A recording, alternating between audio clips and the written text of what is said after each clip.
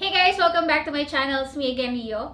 So for today's video, I'll try to recreate the look that I did last time that I uploaded video about my camera. So if you haven't watched that, I'll put a card up here and link down in the description box. So yon, that's what we're going to do today. So that's why my base is already on. We'll be focusing on my eyes. So if you want to see how it looks, please keep on watching.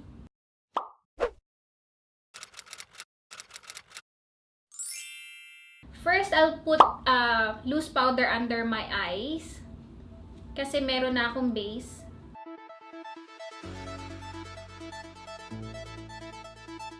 Okay, so now for the eyes, I'll use this one. This is from Rimmel London Magnifies Kohl Kajal this side.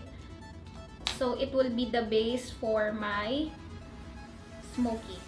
So what I'm going to do is from dark to transition. So try natin. So I'll put it all over my lid. This is a dark brown.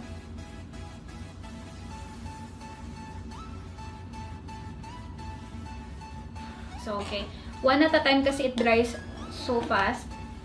Now, i-blend ko lang yung pinaka edge niya.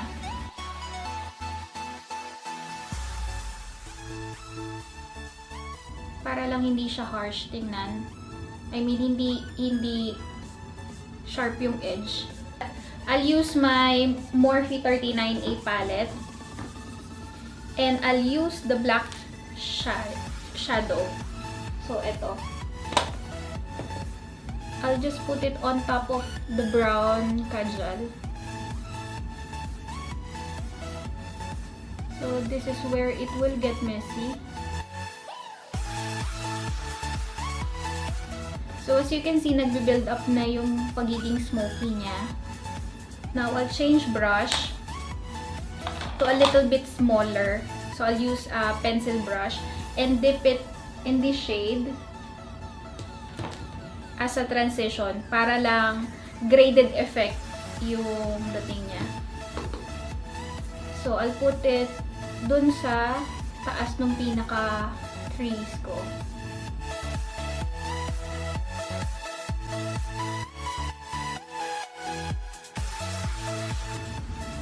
So, when I look straight, it disappears.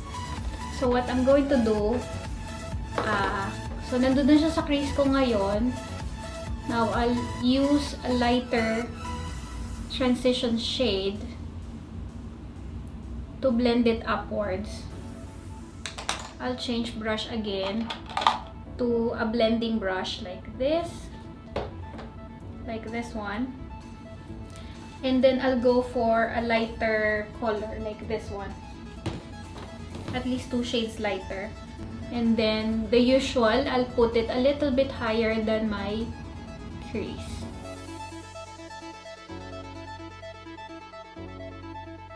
So when I look straight on the camera, you will see at least somehow meron siyang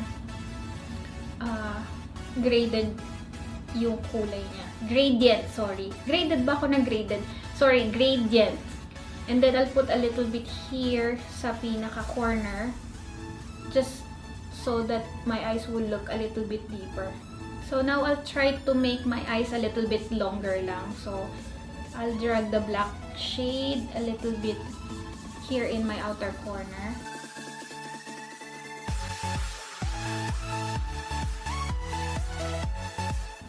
And just keep blending. Since it's black, be very careful sa pag-blend pataas or else mawawala yung pinaka-transition shade. So now I'll go back with the crease shade and then blend here. I mean, don't worry about this part because you can still clean that up later on. But this is how it basically looks like.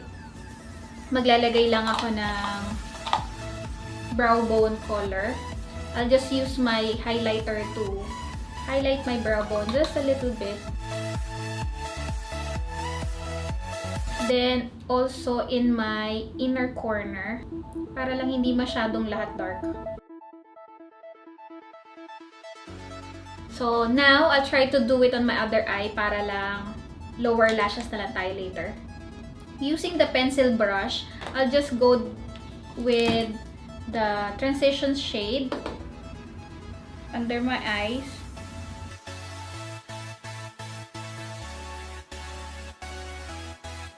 The black on the outer corner.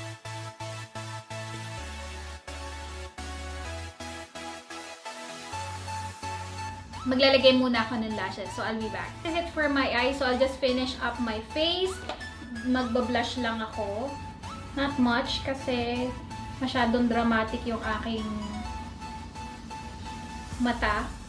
And for the last part, I'll just put lipstick.